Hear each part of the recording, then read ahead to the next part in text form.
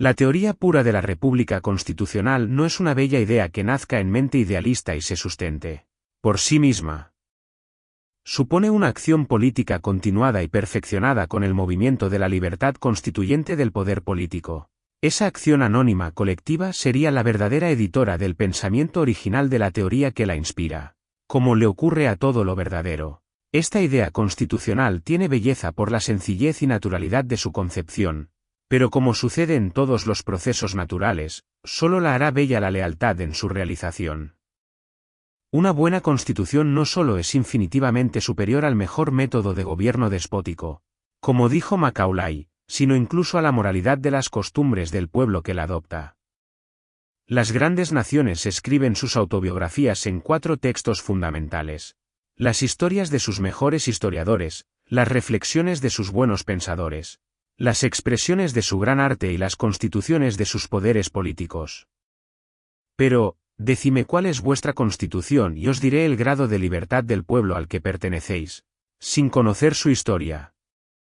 La Constitución de Estados Unidos es una síntesis cultural superior al pensamiento y a la historia norteamericana, y ésta encuentra sus momentos de grandeza cuando retorna al espíritu de aquella. El contraste entre las historias y las constituciones de los pueblos europeos no es diferente del que separa la tragedia de la comedia. Cuando la Constitución es facticia, como la del Estado de partidos, los gobernados no se sienten responsables de los fracasos de los gobiernos que votan. La cultura de la verdad deviene refugio de la adversidad. En materias de Estado y gobierno toda idea de cambio es sospechosa de sacrilegio de lo real, de falta de respeto a la ética de lo establecido, como si lo actual no fuera oportunismo de la falsedad. En Europa es peligroso tener razón cuando la equivocación no está en el gobierno, sino cobijada en el consenso constitucional. Triste época la nuestra. Es más fácil desintegrar un átomo que un prejuicio. Einstein, las cadenas de la esclavitud atan las manos. Las del prejuicio que mantiene la servidumbre voluntaria encadenan las mentes. Si no hay libertad interior de pensamiento, sin la que es imposible tomar conciencia de la realidad, ni siquiera es posible saber qué clase de libertad se tiene o se quiere tener.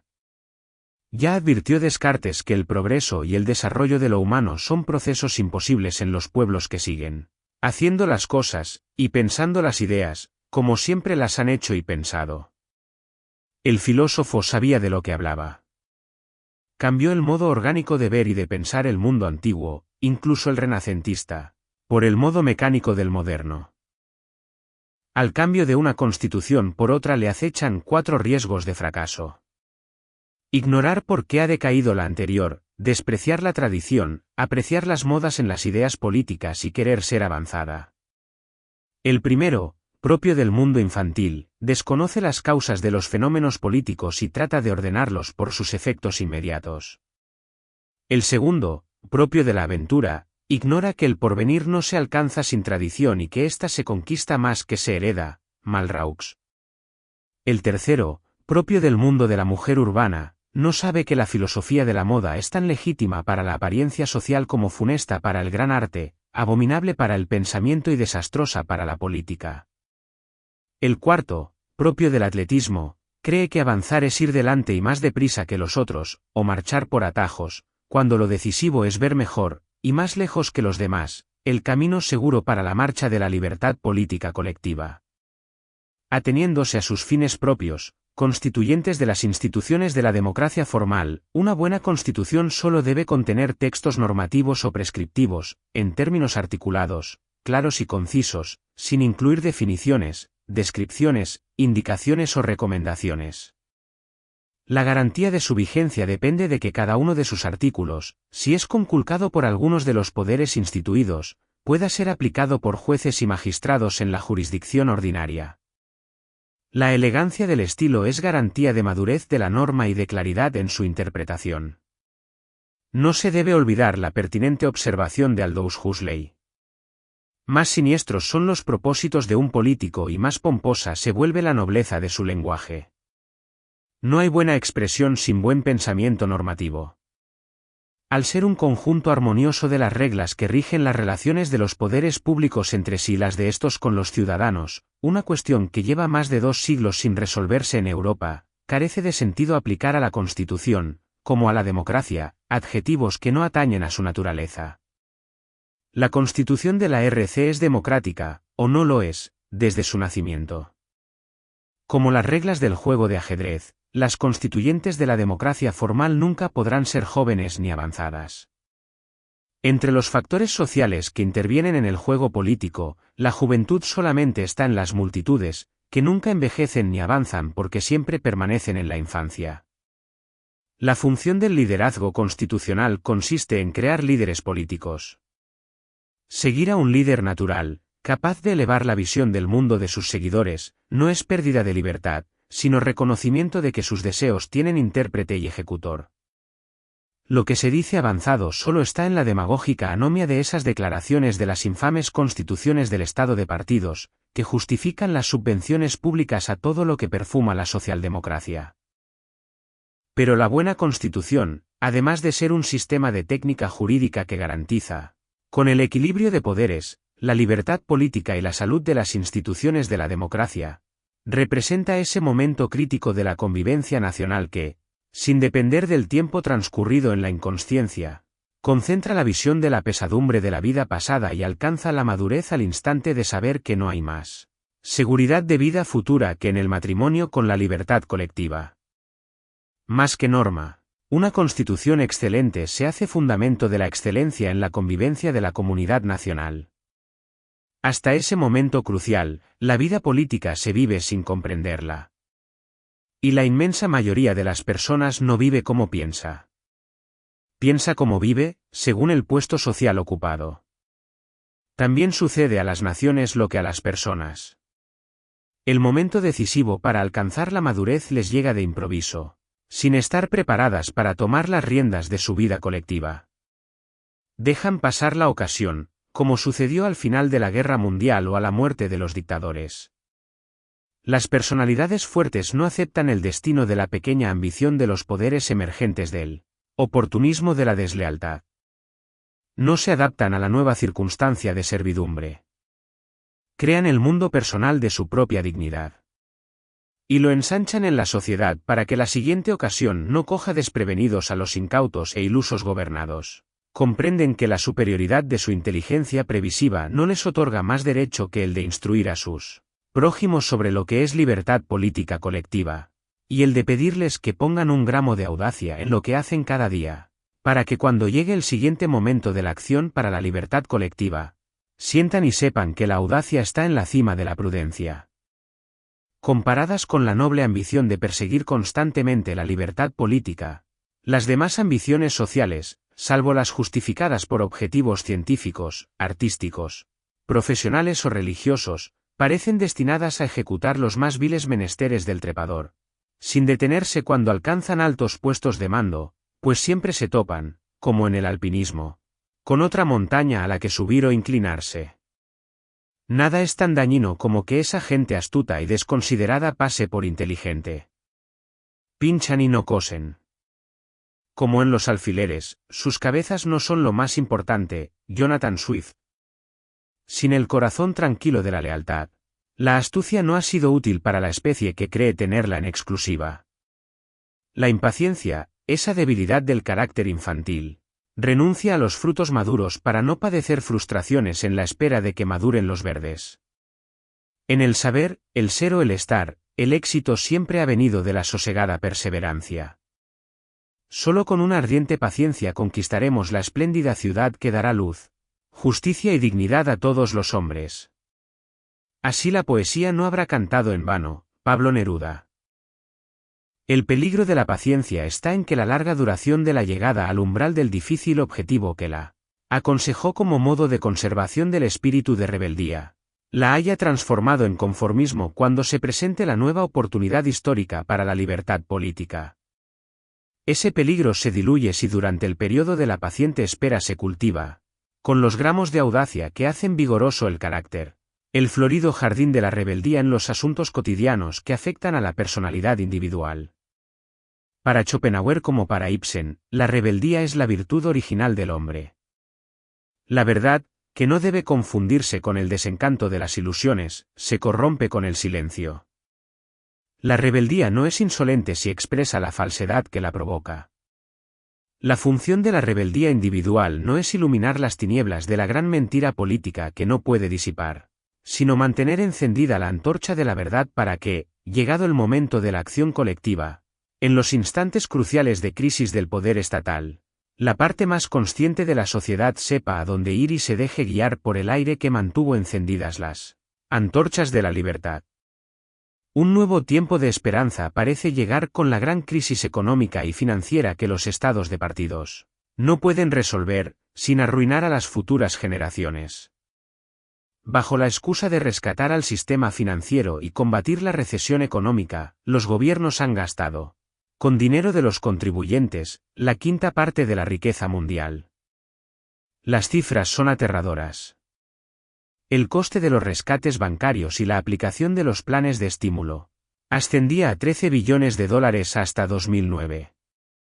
Esta cifra, equivalente al 21,12% del PIB mundial, 61,5 billones de dólares, supone una carga próxima a $1.900 por cada ser humano.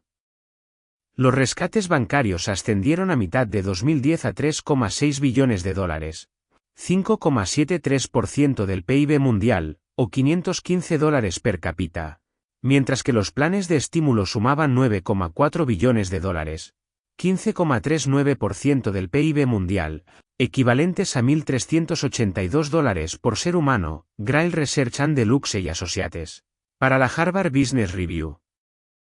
Casi el 75% del rescate bancario ha sido llevado a cabo por los países occidentales, es decir, Estados Unidos y las grandes potencias europeas.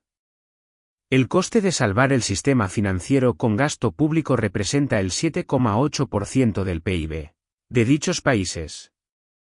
Islandia lidera el ranking con el 76,2% de su PIB, seguida de Irlanda, 48,3%, Letonia, 33,6%, Hungría, 20,6%, Reino Unido, 19,3%, Rusia, 14,2%, Estados Unidos, 7,3%, España, 5,2%, Alemania, 5,1%.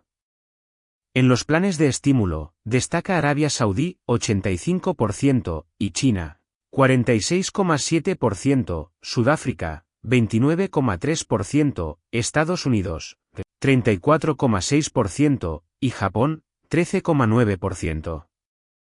Pese a ello, ante el temor a la W gráfica de la doble recesión, el Fondo Monetario anima a seguir manteniendo esos planes fabulosos durante el año 2010.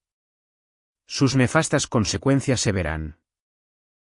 Este agónico remedio será vano si no se ataca de raíz la causa pasada de la actual crisis económico-financiera, creyendo erróneamente que la causa original y originaria de esta crisis era una repentina desconfianza universal en el sistema financiero, confundido el efecto social con la causa económica que lo producía.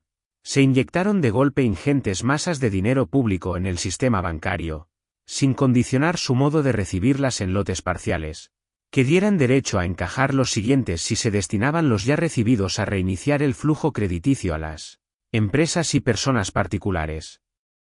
No ha sido error, sino consecuencia del sistema.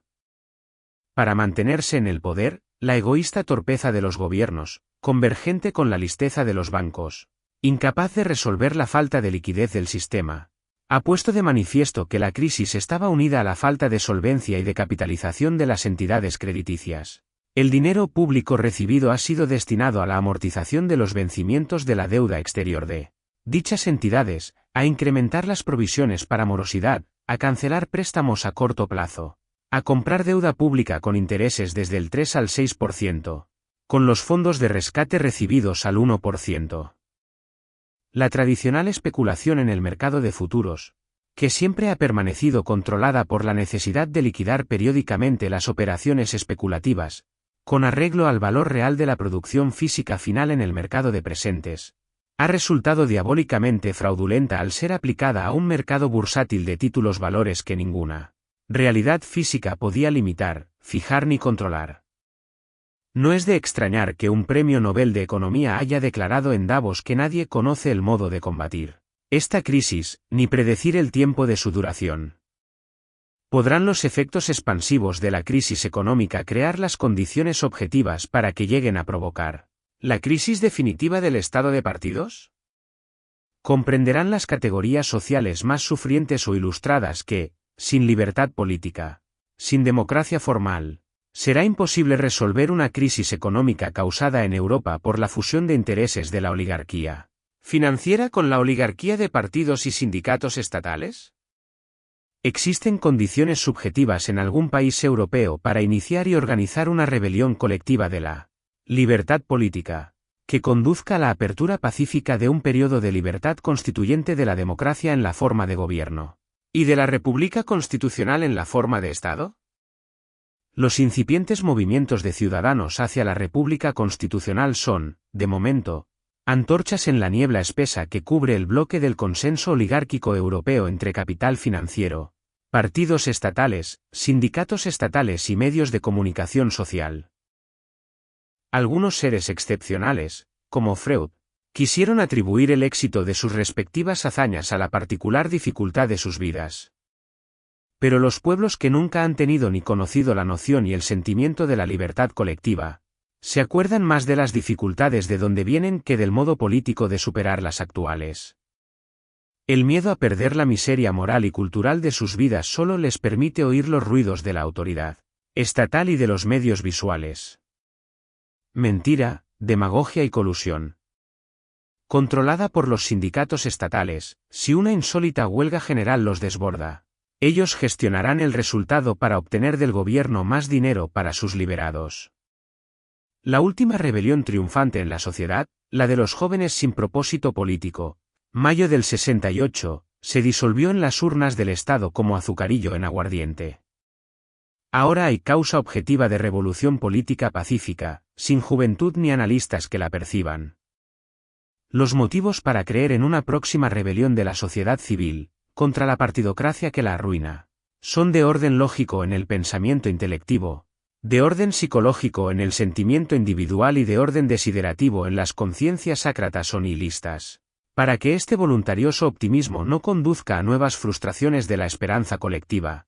Se debe recordar que las revoluciones francesa y rusa se iniciaron en momentos de mejoría de la situación económica, que la francesa comenzó con el azar de la captura del rey cuando huía y con la gran mentira legal de que había sido secuestrado, que la rebelión de las masas rusas ya estaba en plena efervescencia cuando Lenin llegó, desde Suiza, para convertirla en revolución triunfante, que la opinión general no cree prudente hacer reformas en tiempos de mudanza y que no se cambia el timonel inexperto en una tormenta económica perfecta. Contra el pesimismo de la inteligencia de la política se puede levantar el optimismo de la voluntad de acción colectiva. En los países mediterráneos cuya deuda pública los arrastraría a la bancarrota estatal, si no son salvados in extremis con financiación extraordinaria de la UE, y planes de ajuste en sus economías nacionales. Disminución drástica del gasto público, subida de impuestos, congelación de salarios y pensiones, disminución de funcionarios, retraso de la edad de jubilación, bloqueo de la juventud, crecimiento del paro y freno de la inmigración.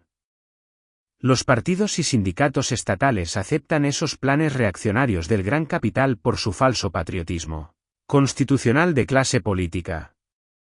Planes drásticos que se evitarían con la supresión de innecesarios ministerios y subvenciones a las organizaciones paragubernamentales y a gabelas culturales.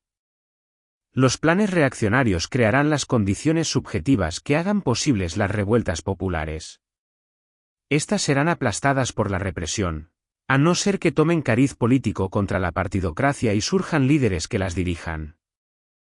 No es probable, sin embargo, que las sociedades de consumo y espectáculo, al ver reprimidas sus necesidades vitales, reaccionen con sentido común y con instinto político de salvación, reivindicando la sustitución de las partidocracias, que las llevan a la bancarrota estatal y a la miseria social, por la democracia política.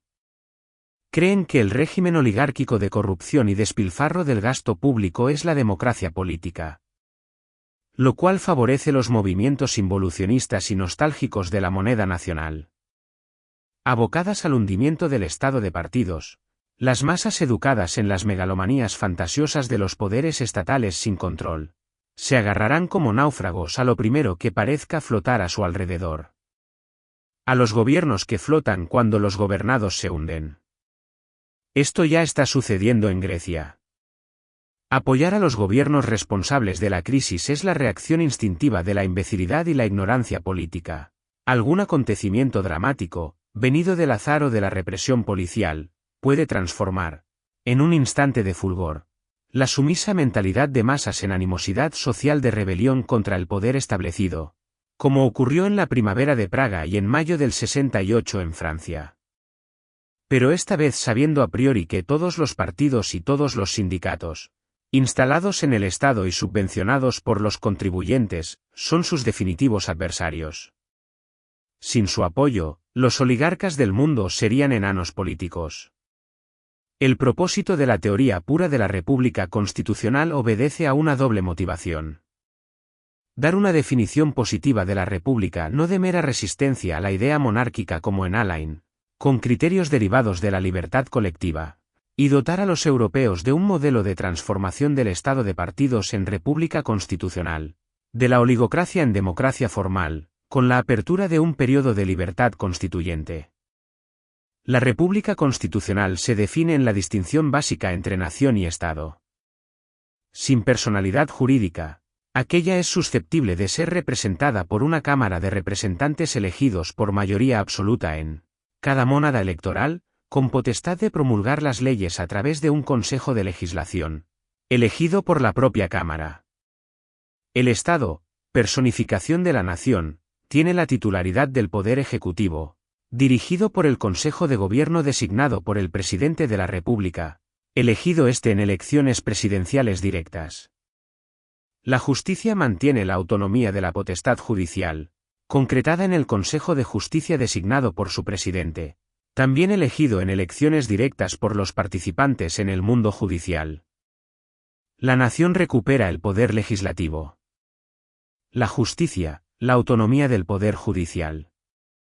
Y el Estado conserva su exclusiva de poder ejecutivo, poder administrativo y monopolio legal de la violencia institucional. El equilibrio entre estos tres poderes, el nacional, el estatal y el judicial, lo garantiza la RC con normas inéditas en el derecho constitucional. Por un lado, el eventual conflicto irreconciliable entre el poder legislativo nacional y el poder ejecutivo estatal, lo resuelve la potestad recíproca de ambos, para acordar, bien sea el cese del gobierno a la vez que la autodisolución de la Cámara de Representantes, o bien la disolución de dicha Cámara a la vez que la dimisión de la presidencia del gobierno, a fin de que sea el cuerpo electoral quien, como titular del poder preservador, no de notables vitalicios como el que propuso Kansten, resuelva el problema con nuevas elecciones legislativas y presidenciales. El conflicto entre el judicial y el ejecutivo, que puede plantearse respecto del presupuesto de la Administración de Justicia, en el caso de que no sea aprobado por el Tribunal de Cuentas, lo resuelve la Cámara de Representantes en el debate y votación de la Ley General de Presupuestos del Estado.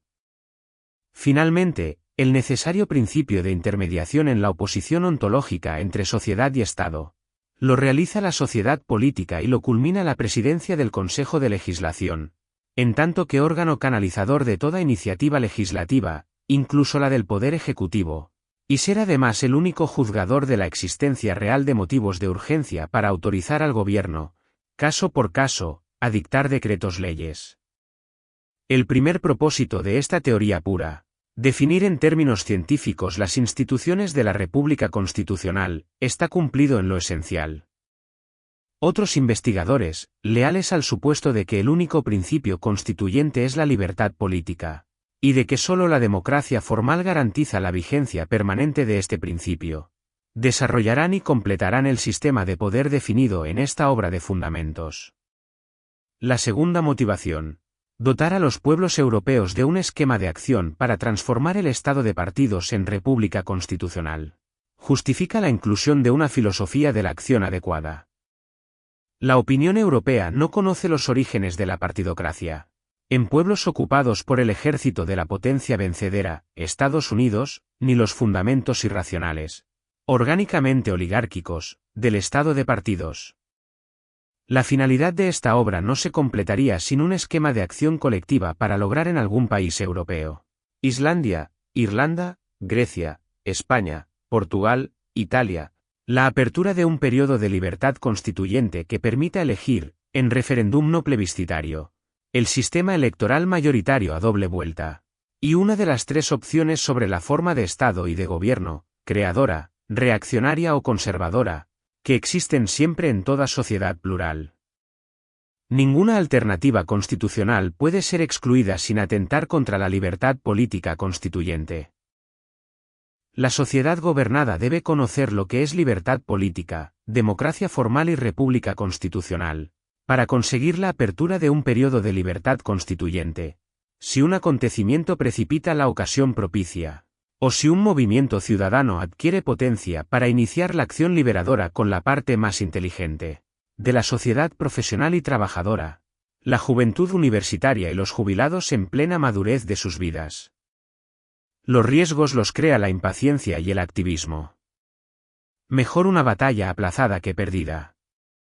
En todo caso, la teoría pura de la república, que no es la república pura soñada por Jefferson, puede ser base de partida para reivindicar la libertad de pensamiento, contra la negación de la política por el consenso, y un principio de acción colectiva de la libertad política.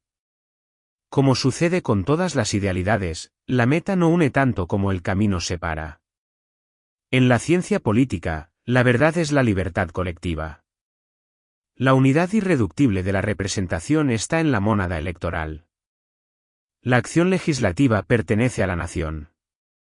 La acción ejecutiva al Estado. La separación de poderes refleja con naturalidad la oposición ontológica entre sociedad y Estado. El necesario principio de intermediación no lo puede encarnar la justicia, que debe ser autónoma para devenir independiente. Si se encuentra en esta obra algo nuevo y grande que se pueda esperar de la libertad política, en una sociedad hedonista conformada por el cinismo y la corrupción del Estado de partidos, si el lector recibe la impresión de ver reflejados en ella sus propios sentimientos, valores o pensamientos, si presiente la necesidad de una acción liberadora de la sociedad civil, con la misma intensidad de la llamada a su vocación profesional, si las propuestas de acción colectiva, aquí insinuadas, le incitan a confiar más en sí mismo y en los demás, sentiré la alegría de los verdaderos autores, ver confirmada la utilidad social de sus creaciones, saberse vehículos de progreso cultural y tener el privilegio de entregar sus ideas a quienes las compartan. Espero, sin embargo, no seguir la suerte de los inventores en la dinastía manchú, donde dar a conocer un descubrimiento estaba prohibido bajo pena de muerte. Ahora basta con el petalismo social, ostracismo siciliano.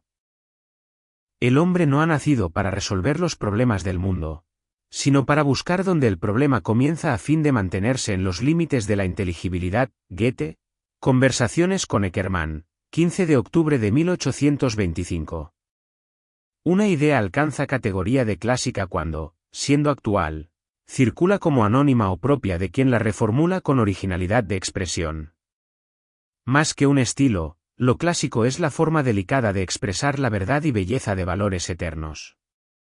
Lo moderno implica la reconquista de la parte de la tradición proyectada al futuro, es decir, un continuo renacimiento y renovación vital de la genuina lealtad generacional a la especie humana. Una revolución inteligible y realizable de la libertad política colectiva.